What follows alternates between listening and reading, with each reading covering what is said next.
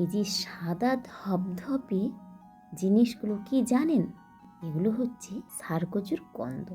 হ্যাঁ বন্ধুরা, ষাঁড়কচুর কন্দই হচ্ছে, দেখেছেন আমাদের এখানে কাটা হয়েছে। আর এই যে এগুলো কি বলুন তো, এগুলো হচ্ছে সজনা শাক। গ্রাম বাংলায় অনেকের বাড়িতেই এখনও প্রচলন রয়েছে রান্না পুজোয় সজনা শাক। সেই রকম আমাদের বাড়িতেও রয়েছে, তবে আমাদের বাড়িতেই অন্য কিছু। এই যে ওল, কচু, সজনা শাক, চালতা, এইসব জিনিসের রান্না। তো আজ আমি এই যে ষাঁড়কচু, এটা নিয়ে কিছু কথা বলবো। যে কালো কচু বা ষাঁড়কচু, এতে প্রচুর পরিমাণে আয়রন রয়েছে, যে আয়রন রক্তশূন্যতা দূর করে এবং এতে ভিটামিন এ থাকায় রাতকানা রোগ প্রতিরোধ করে ও দৃষ্টিশক্তি বাড়াতে সাহায্য করে। আর ভিটামিন সি রোগ প্রতিরোধ ক্ষমতা বৃদ্ধি করে এবং পটাশিয়াম হৃদরোগ ও স্ট্রোকের ঝুঁকি কমায়। এছাড়াও এর মধ্যে থাকা আয়রন শরীরে আয়রনের অভাব পূরণ করে শরীরকে শক্তি যোগায় এবং ক্লান্তি দূরীভূত করে। তাই কচু শাক অবশ্যই খাওয়া উচিত। বিশেষ করে গর্ভবতী মা ও শিশুদের জন্য এই কচু শাক ভীষণ উপকারী।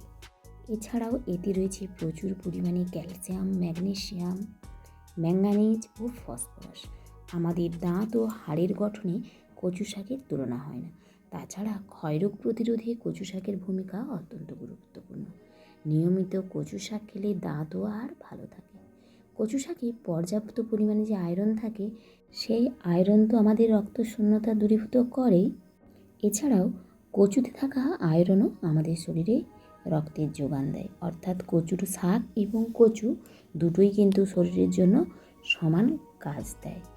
কচু যেমন খাওয়ার উপকারিতা রয়েছে, তেমনই শাকও খাওয়ার উপকারিতা রয়েছে। কচুর কোনো অংশই ফেলা যায় না, এমনকি কচুর লতিটাও কিন্তু সবজি হিসেবে খুব ভালো। আমাদের শরীরে অক্সিজেনের সরবরাহ সচল রাখতে কচু শাক বেশি কার্যকরী ভূমিকা পালন করে। এই শাকের আয়রন ও ফোলেট রক্তের পরিমাণ বৃদ্ধি করে, এর ফলে অক্সিজেন সংবহন পর্যাপ্ত থাকে।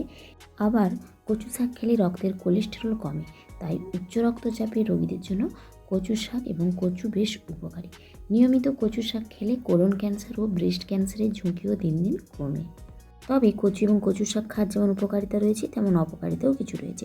কচু শাকের বা কচু খেলে অনেক সময় গলা চুলকায়, কারণ এতে অক্সালেট নামক উপাদান রয়েছে। এই জন্য কচু রান্না করার সময় লেবুর রস ওর মধ্যে মিশিয়ে দেওয়া হয়।